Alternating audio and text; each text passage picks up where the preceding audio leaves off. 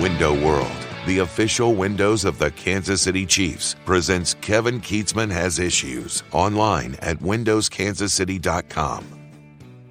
We will stop short of saying there's trouble in paradise, but there is drama building at Chiefs camp in St. Joseph, Missouri, as all-world defensive lineman Chris Jones is holding out at $50,000 a day, under contract, his second contract, a lucrative deal, looking for another contract, even more money.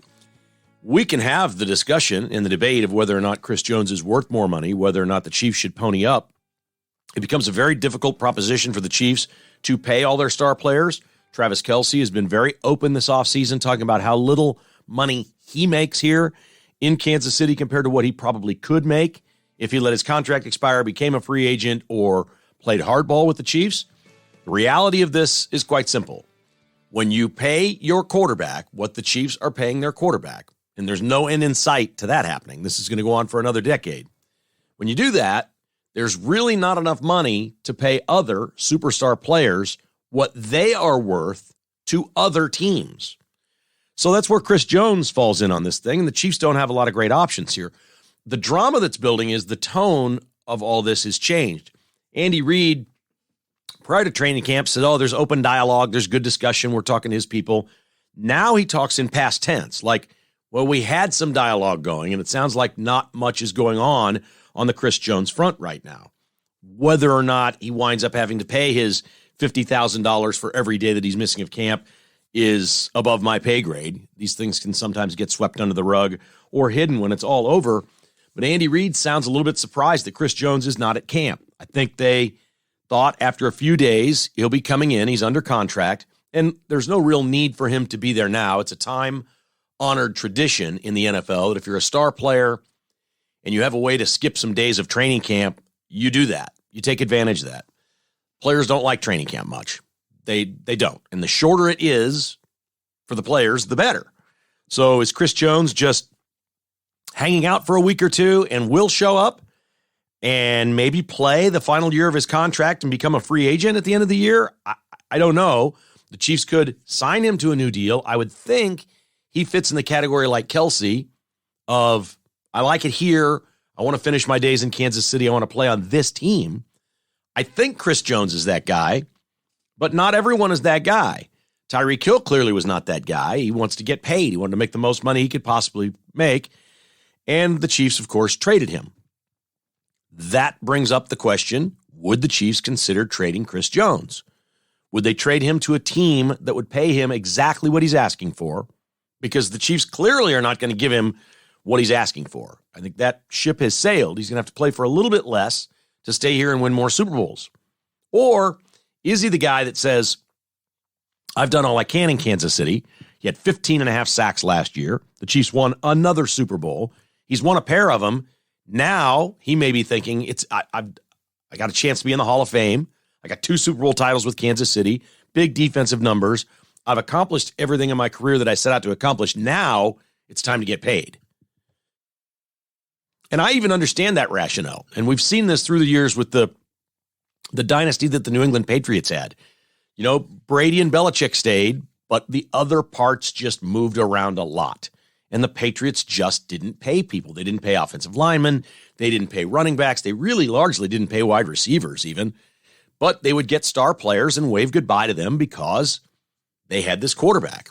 And Brady would even take some pay cuts and do some different things. And I think Mahomes will probably recognize that in certain years here as we go forward, that it might be time for him to do something that would help the team with the cap as well. But they talk a little bit in the past tense, like the discussions that were happening are not happening right now. And the Chiefs may be getting ready to play hardball with Chris Jones. What you really don't want to do is lose a player for nothing. What you don't want to do is force him to play this final year and then he walks away mad as a free agent and you get nothing. You'd actually be better off trading him right now. If you're not going to get a deal done and some team out there wants to pay him exactly what he wants, you're probably better off trading the player, as much as I hate saying that. But I don't know, and we don't know. They're not going to say how contentious this thing is. There are a lot of players in this league under contract that want to get paid. A lot. Most notably the running backs. I don't know if you've been following what's happening with running backs around the NFL, but apparently there was a Zoom call this weekend between running backs of different teams. Josh Jacobs of the Raiders is basically saying he's prepared to sit out the entire preseason, but he's going to be probably tagged or have to play under his contract, and he wants a new deal. The Chiefs have been ahead of the curve on this. The Chiefs haven't paid a running back in forever, and the Chiefs just don't spend any money at running back. They plug in veteran guys like Jerick McKinnon, who's just a guy, but we saw him last year score, touchdowns in 6 straight games at one point in this offense. There's no reason to pay big money to a running back. You're paying it to Mahomes, and a lot of guys can do the job. Honestly, that's just what running back has become in the NFL. But there's a real struggle out there right now between running backs, and they're not happy with what's going on in the NFL. The Chiefs were one of the first teams to just not pay a running back. Now, teams with exceptional running backs are basically franchise tagging them. They're not signing them to long-term deals. They do not want to invest in the position, and it's become an epidemic. And so these players are out here all over the place, the running backs, complaining that something has to be done with the pay structure in the NFL as it pertains to running back. This is the natural order of business. When you collectively bargain as a union, which the players do, and I think their deal is roughly half of the revenue goes toward the salary cap. When you do that, teams are going to pick and choose where they spend money. Punters don't make as much money as quarterbacks. Well, running backs have sort of thought of themselves as for decades, running backs have thought this is a very important position. We're star players. The NFL treats them as expendable now. That the best running back in the league isn't that much different from the lesser running backs in the league. So a man named Joel Corey, who used to be an agent, writes for CBS Sports, and here's his rundown of running backs and what's going on in the NFL right now. And he writes, 2023 has been a terrible year for veteran running backs. The number of running backs with contracts averaging $12 million per year or more has been cut in half this season, thanks to releases and pay cuts. There were 8 at the end of last season. There are only 4 in the NFL now. NFL teams exercised fiscal restraint with running backs in free agency this year. Nobody hit the $7 million mark, which represents the top of the second salary tier for running back compensation, with a deal like what James Conner and Leonard Fournette did in 2022 free agency. The 3 running backs designated as franchise players are Saquon Barkley, Josh Jacobs, and Tony Pollard. They did not get multi-year contracts before the July 17th deadline to sign long-term. Barkley and Jacobs are facing the prospect of playing 2023 for $10.09 million should they sign their franchise tender, which Pollard did back in March. Long-term deals are prohibited from being signed until the 2023 regular season ends on January 7th, 2024. So several high-profile running backs like Christian McCaffrey, Austin Eckler, Derrick Henry, Jonathan Taylor have been expressing their frustration about the plight of this and the situation with teams and running backs. Christian McCaffrey even went on Twitter and called the situation criminal, what they're doing to running backs, not signing them to long-term contracts. I'm going to go ahead and predict right now in the next collective bargaining agreement between the players and the owners, there's some sort of language in there for running backs, or maybe different rules for running backs. They could set this up to where they could get to their free agency years faster at a younger age. We know the stats. We know that running backs burn up before 30, and nobody wants to invest in them long term. And so we're seeing that all over the NFL, and the running backs aren't very happy about it. But there could be something different. They could have different rules for running backs, not a different salary structure, just different rules for when they could more quickly become free agents and have a little more leverage to go out and get a second contract. That might be fair. And then if you just don't value spending that money on your running back, you got to let them go somewhere else and get a long-term deal, because a lot of running backs just aren't getting second deals. They're going to get their first contract. They could get tagged for a couple of years at the end of it. Now you're 28, 29 years old. Team's probably done with you. Not interested in signing you long-term. Other football news. This is kind of fun. The Washington Commanders have a new owner, and they want to change the name again. Remember, they were the Washington Redskins forever. And I think I was the first one to come up with this. I said, this is the easiest name change ever, because I love those sweaters and hoodies and stuff they have that just say skins on them. They should have changed their name to Washington Pigskins. Well, apparently it's the leading choice right now for the name change. This could actually happen. People laughed at me when I said they should be the Washington Pigskins. It's perfect. Everybody calls them the Skins anyway. The Skins, the Skins, the Skins. You're playing the Skins, the Pigskins. Great. They can keep their old logos. They can bring all this cool stuff in. Imagine, I mean, they famously had the Hogs, right? Weren't there fans called the Hogs at one point? The Pigskins would be so cool if they do that.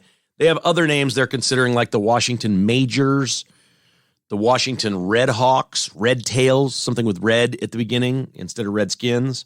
So I see where they're going with that. But I'm very excited that it's possible that they become the Washington Pigskins. I think that would be so fun.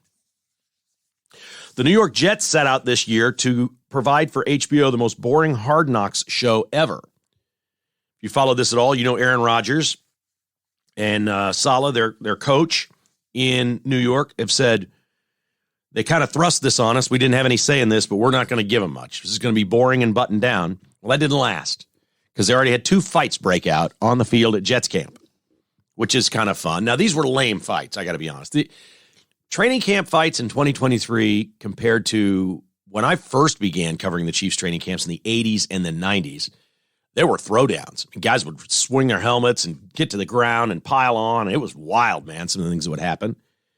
This looked pretty lame, but the Jets did get into a couple of skirmishes right in front of the Hard Knocks camera, so that's kind of cool. The best laid plans of trying to be boring and button it all down at Jets camp is not working out. And maybe we got some guys showboating a little bit for the cameras. Maybe they know they'll be part of this thing. But if you like Hard Knocks, there are some Jets fights coming to training camp near you. Shout out to our friends at Advantage Termite and Pest Control for sponsoring KKHI. They are the best pest control business anywhere in Kansas City. No matter where you live, Advantage will come to your home or business and treat you with great respect and care, pet-friendly, safe for all your plants around the house, indoors, and out. But they're going to get rid of those critters for you. AdvantageTPC.com is the website. That's Advantage TPC, Termite Pest Control. AdvantageTPC.com, 913-768-8989 if you'd like to make the switch to Advantage Termite and Pest Control. Fry Orthodontics, Dr. Jeremy and his team are creating beautiful smiles all over the Midwest. With 13 locations, there is one near you. First appointment is always free. If you mention the podcast, they'd love to give you a consultation and say, hey, listen, Invisalign might be right for you, braces could be right for you, or your child or your grandchild, and provide that perfect smile for life. We had a wonderful time Friday evening, my mom's 90th birthday party we had for her. My daughter was here, and she's got a beautiful smile, and she was the recipient of a beautiful smile from Fry Orthodontics many, many years ago. I won't say how many years ago, but many years ago. Abby was there, and she is a very confident young lady and has that beautiful smile, and that's all part of it. Fry Orthodontics is online at fryorthodontics.com.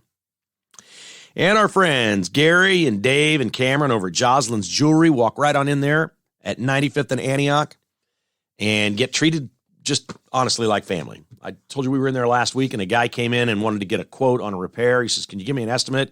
And they went back to do the estimate, and he waited about 5 or 6 minutes, and out they came with the jewelry. It was already repaired, and there was no charge. Whatever it was minor, and they fixed it and sent him on his way. A happy customer. How about that? Who does that? Can you imagine going to one of those corporate places at the mall and the way they would treat you compared to that? It's so mom and pop at Jocelyn's, you're just going to love it. 95th and Antioch in Overland Park. Okay, more football news, and this pertains to the Chiefs a little bit more. We'll start with the Raiders because they're in the division. The Chiefs play the Raiders twice. Jimmy Garoppolo is the Raiders' new quarterback, and there was some speculation that he's injured and may not play at all this year. Well, there are reports out of Vegas that Garoppolo passed his physical Sunday, and he's pretty much good to go. Now, think and say what you want about the Raiders, about what they've been all through the years, but Garoppolo's won a lot of big games. Okay, Derek Carr beat the Chiefs a time or two, but Garoppolo's won some big games. He's played much higher level caliber of games than the Raiders have played. So they do have a quarterback that could take them up a level. Look, this is going to be, if you're in the Chiefs division, it just stinks. It's not a great time to be a Broncos, Chargers, or Raiders fan. It's just not. And, the Chargers are probably going to be a good team again this year. They're working on a contract for Justin Herbert, their quarterback, and see if that plays out. Denver's probably a little hamstrung still with Russell Wilson's contract. They've got a new coach. This could be Russell Wilson's last year. Maybe it works in Denver with the new coaching staff. Maybe it does, but I think a lot of people were counting on the Raiders not having Jimmy Garoppolo. And I think they're welcoming him to camp, and he has passed his physical, and it looks like he is good to go. So there's some interesting news. Take it for what it worth. Now, can Garoppolo get through a season without getting hurt? He doesn't do that very often. See that play out. But Garoppolo apparently has passed his physical and is ready to go. Then I love this one. The Chiefs' game one opponent is the Lions. And everybody went, huh? Why would the Chiefs open against the Lions? For a lot of folks, didn't make any sense. Until you dig into the stats and you see that the Lions were like literally one of the top offenses in the NFL last year. They played some wild games now. Some wild games.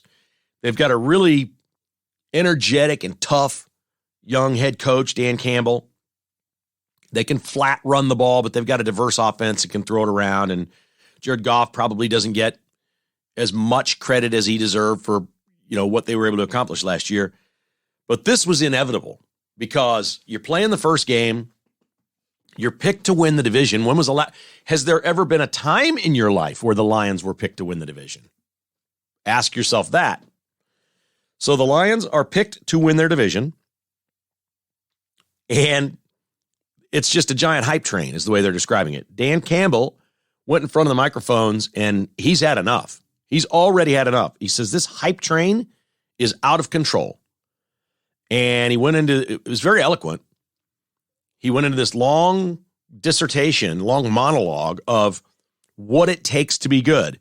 Nobody's going to hand us anything. You can sit here and say we have the pieces. If we don't know what to do with them, it doesn't mean anything. And he wasn't speaking to the fans and he wasn't speaking to the media. He was speaking to his players through the media.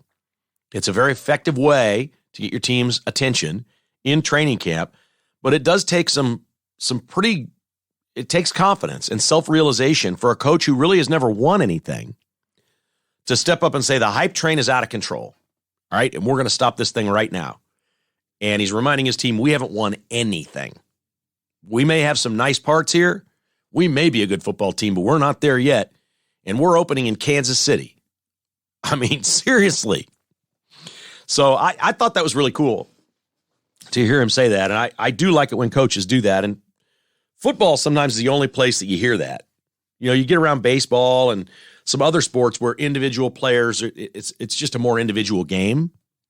Baseball at its core is a guy throwing a ball and a guy hitting a ball. It's one-on-one competition. Yes, there's fielders. I get it. But it's basically one-on-one. NBA usually is a guy with a ball being guarded by another guy, and can he score or can he not? Football's different. You don't know where that ball's going. You don't know where the play's going. There's 11 guys on the field. Any one of them on any snap on either side of the ball could change the game at any moment. And that's what we love about football.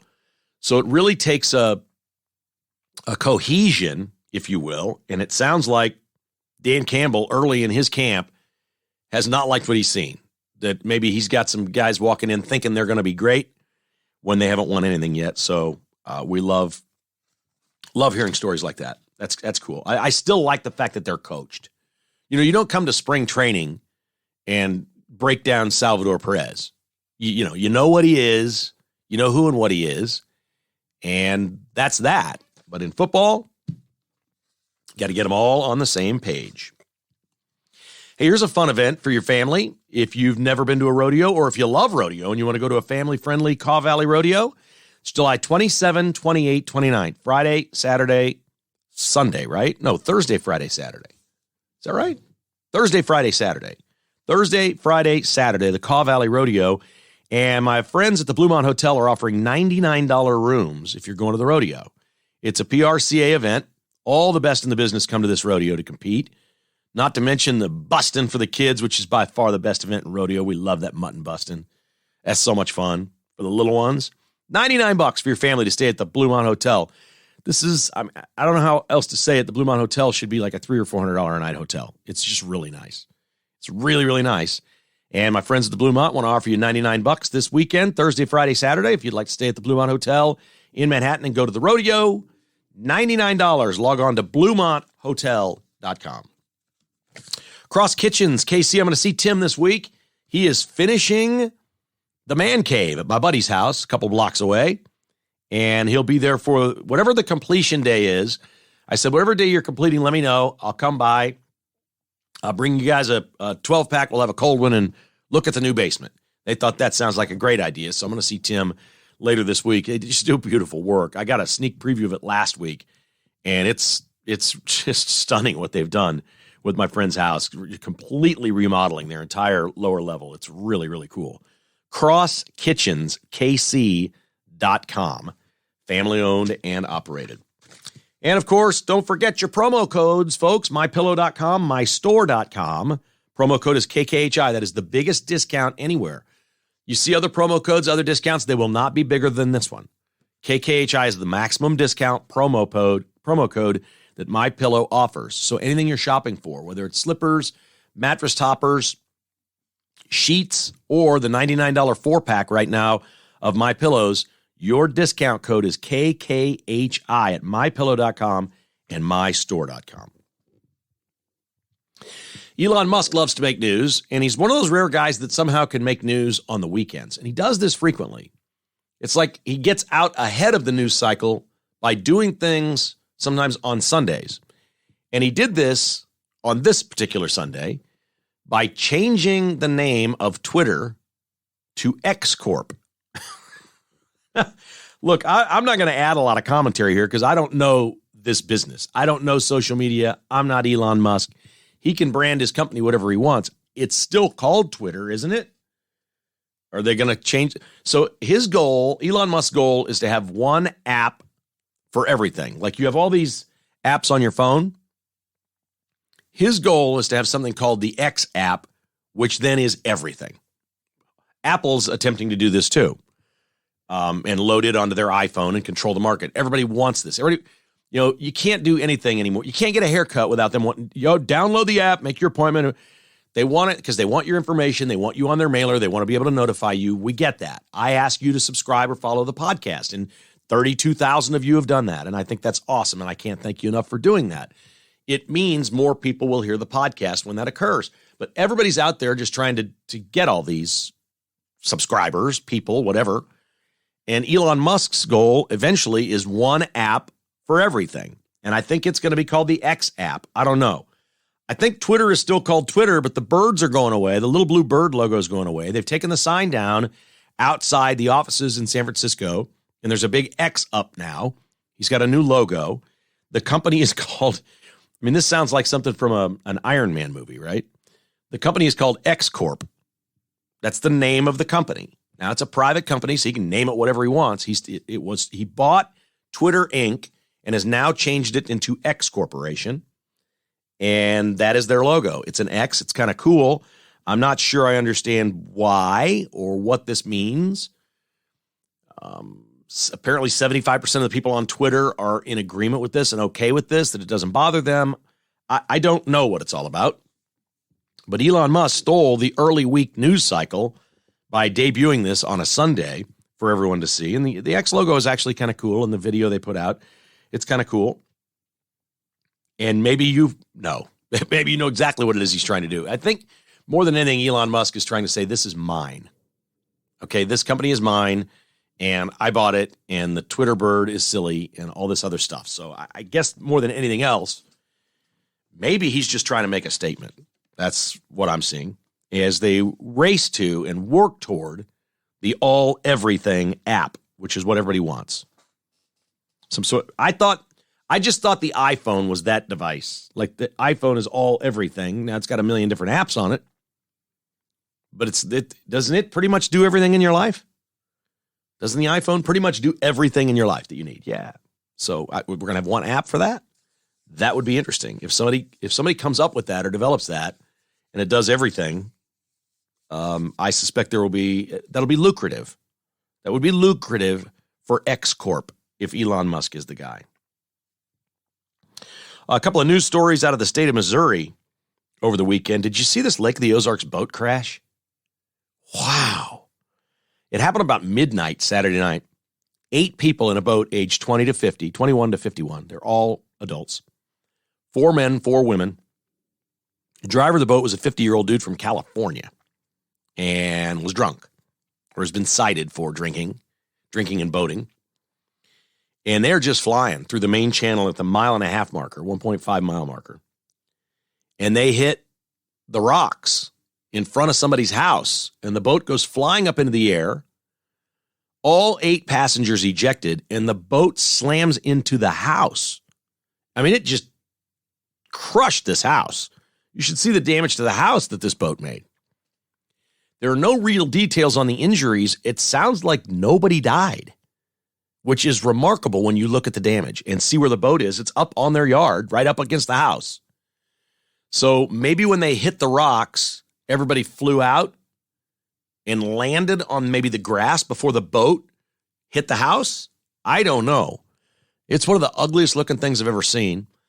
And this always happens at least once or twice a year at the Lake of the Ozarks. And it's always the same thing. It's always somebody boating, drunk, fast, in the dark. It's always the same. We wish those people well. None of them are Missourians. Said they're all from out of state. So, I mean, I don't know if that's Illinois or Kansas, or the driver was from California, if they're all from California. But that was somebody out of control and certainly didn't know the lake very well that ran up into those people's house at the 1.5 mile mark. If you haven't seen it, you can see the pictures on the interwebs. It is out there to be seen. Also from Missouri, the governor has signed the Show Mo bill. Show Mo. Mo is in Missouri. Show Mo bill, which is going to re-implement tax credits for filmmakers and such to come do movies and television and things in Missouri. So not much is done in Hollywood anymore. The taxes in California are so high over the last 15 years or so, almost 20.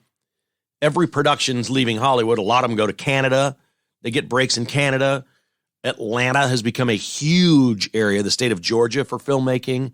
There are other places. Oklahoma offered massive incentives to the Sylvester Stallone. They changed the name of Stallone's thing was going to be Kansas City. And they changed it to Tulsa King. And they film in Oklahoma now because they got tax breaks. If this had been implemented, Stallone's show would be based here in Kansas City, I feel sure. And it's a pretty cool show, very popular on Paramount Plus. But there are no real credits in Kansas or Missouri for films to come do this. Now, this doesn't sound like a massive deal, but it says they'll offer up to $8 million in tax breaks if you film in Missouri. The more you spend, the bigger your crew, the longer you stay in Missouri. And they like some rules of, we want you in rural areas. You know, I don't think the incentive is as good in Kansas City, Missouri or St. Louis, Missouri as it is in Warrensburg. Okay, they want to get to some areas, more rural type areas, and affect those towns in a meaningful way with hotel rentals, Airbnbs, money spent at restaurants, things like that. They're trying to help out the smaller areas in the state of Missouri, hoping this will happen. But this has become so competitive between states. I don't know if this is going to do anything. Is it too late? Is everybody already set up in Georgia? Is this a better deal? Is Missouri a better deal than Georgia? I don't know that it is. You got to transport everything there. I mean, they're building sound studios in Georgia, in Atlanta. They're building it all there. I mean, I like his idea, what he's trying to do here. I just don't. It doesn't sound to me like it's that simple. So if you spend enough money and you're here long enough filming your movie, and sometimes that can be like a 3-month deal, filming a movie, you can get up to $8 million in tax credits to do that in the state of Missouri. Missouri had that law for a long time. I don't know if it was this particular exact terms, but maybe about 5 or 10 years ago, they did away with it in Missouri. Kansas doesn't have anything. There's no filming of anything in Kansas. There's no breaks for filmmakers to come there and do that. And I've always said, especially like a show like Ozark on Netflix, they film that in Georgia. They don't film that at the Lake of the Ozarks. They film it in Georgia. And it's a shame because there's plenty of content based on where we live, there's a lot of different shows and things out there in the Midwest, in our area, that could easily be filmed here. And it basically is free publicity for where you live. And there's no bad publicity in film. How many different shows have been set in Las Vegas? Las Vegas CSI or whatever, all the murders. You don't really believe that it's like that. You see things and you don't. It's suspended reality. It's Hollywood. It's fake. And I do like the idea of trying to do this, but I'm not all that optimistic we're going to see a whole bunch of movies filmed in Missouri. I hope so, but I'm not completely convinced of that. Donald Trump Jr. made some news over the weekend on Megyn Kelly's podcast. Donald Trump Jr. says he's been blacklisted from Fox News. Doesn't know why. Says there's been no communication, no reason given. He said next month, August, will be a year since he's been on Fox News as a guest. A full year. He says, quote, "It just went dark," unquote. He was on apparently last August, and then nobody's ever called back, and nobody's ever said anything. He said, "We get it." He said, "I think at the time, I was polling number 2 behind my dad as presidential candidate." And that's when I think it was Trump. Then Trump, this was before Donald Trump said he's running. It was Trump, then it was Trump Jr., then it was DeSantis. That's the way the polls looked. And they pulled the plug on him, and he's not being seen on Fox News. And he says, I apparently they have a blacklist and a code, and this is one of the things that they do. And Donald Trump Jr. is not part of that. My wife loves following him on social media. He is a ball buster, man. He takes shots at people. I mean, he really is. He takes harder shots at people than his dad in many ways. And there's just there's a competence to his level of social media that really drives the left crazy. He loves to take pictures with guns. The more guns and rifles and hunting trips and things he goes on, the better. He just loads that up and watches their heads explode. Loves doing that. But he's an interesting guy. I don't know if he'll ever run someday. He may. I don't know why he wouldn't once his dad is out of the way, and that's 2024, win or lose. That's the end for Trump. He's either going to get 4 more years as president, or he's an ex-president at that point. He would be out and moved on from the party and the voters, I do believe. But his legacy, we've seen what's happened with our party and our voters and conservative Americans. That's Trump's legacy no matter what. That didn't change it. When he came down that escalator in 2015, he taught us all that we can say what we want, free speech rules, and we can be ourselves, and we don't have to be ashamed of it. And we're not taking any crap from anybody else. He basically taught us that we don't have to take this anymore. We don't have to sit here in silence. Said it a million times. I would not be doing this podcast today if Donald Trump had never run. I think we'd be the same old John McCain, Mitt Romney, certain extent George Bush, the end of his 8 years, he went left. I think that's where our party would be. Paul Ryan maybe would be running for something. Trump's changed our party for the better. Everybody sees that. Everybody knows that. And maybe Don Jr. is the next wave. You never really know. How about this? You've seen these stores that tell their employees, if somebody goes to steal something, don't stop them. Just let them.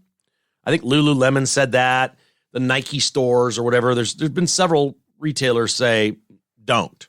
Just let them go. We'll try to catch them later. Let them go. With some people, that doesn't sit well. And maybe it's certain people, maybe it's people of a certain age or generation.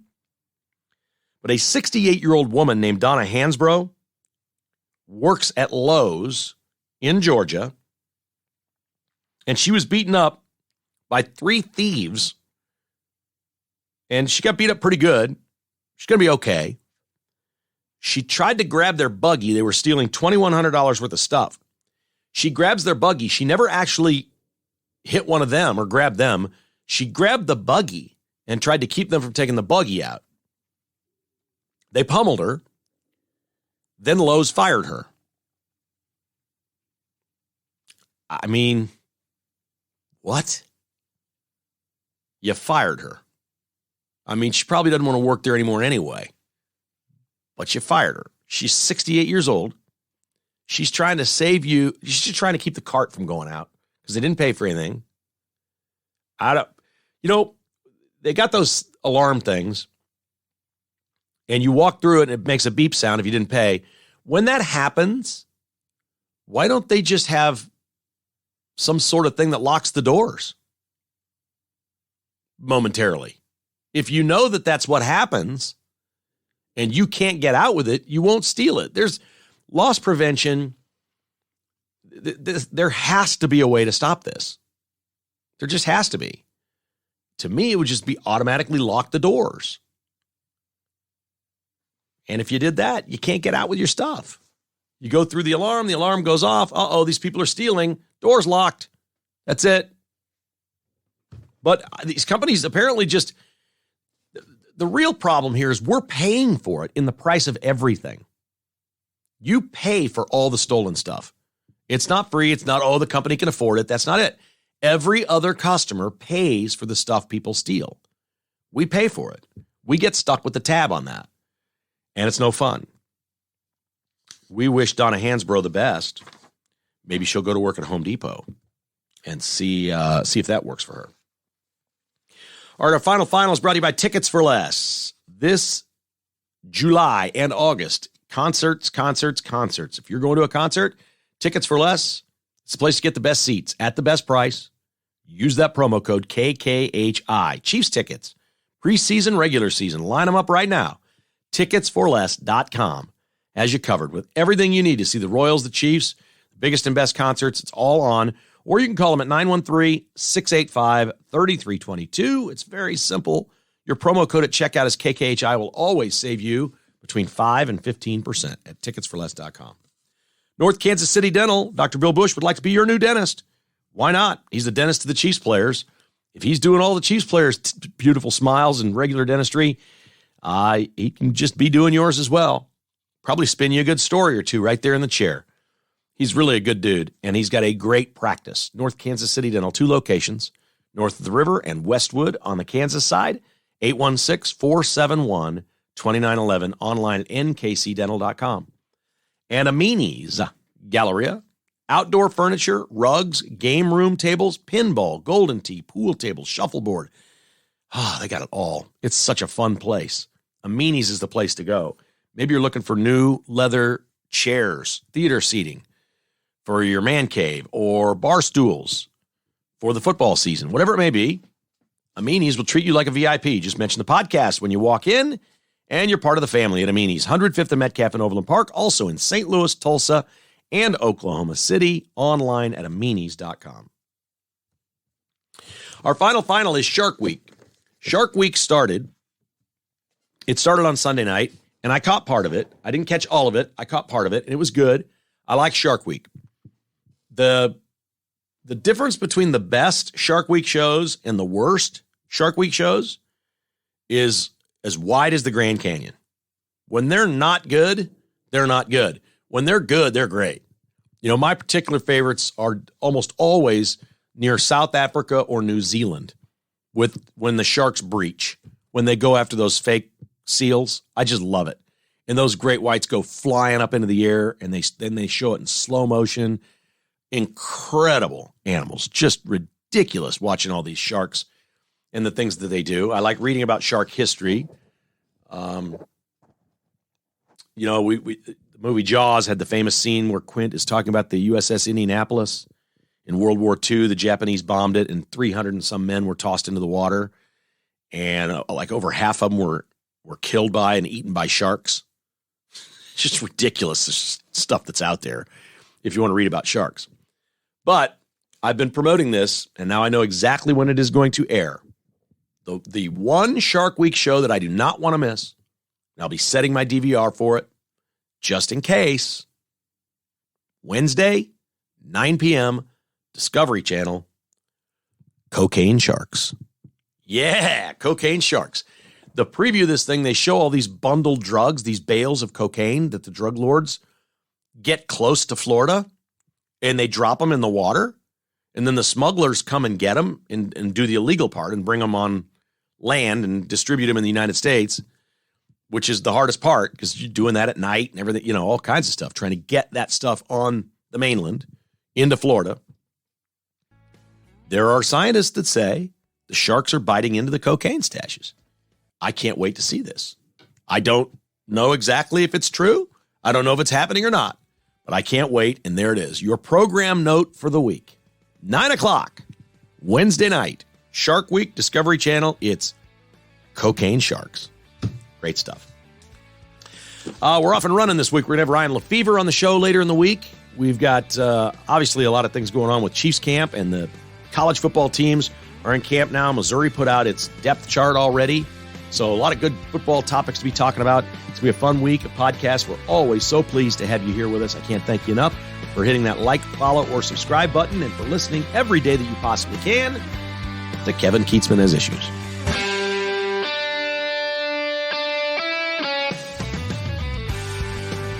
Thanks for listening to Kevin Kietzman Has Issues, presented by Roberts Robinson Chevrolet Buick GMC. To get exclusive patrons-only podcasts, receive a weekly newsletter, and attend in-person patrons-only parties, visit kkhasissues.com and become a patron today. This has been a production of Crooked Tail Media Incorporated.